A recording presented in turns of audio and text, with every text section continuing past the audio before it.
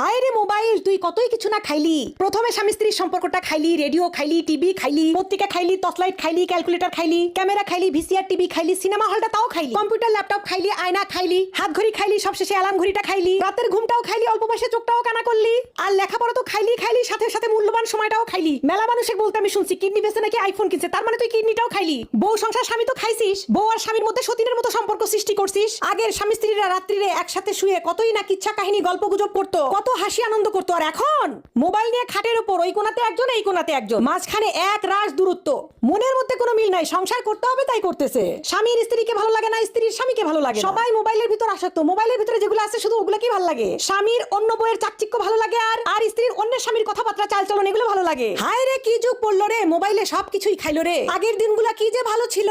আগে স্বামী স্ত্রীর সম্পর্ক দেখলে বুক ভরে যেত। আমাদের নানি দাদিরা যে আছে তাদের ভালোবাসা দেখলে এখনো মনটা ভরে যায়। আর আমাদের মধ্যে খালি মারামারি ফাটা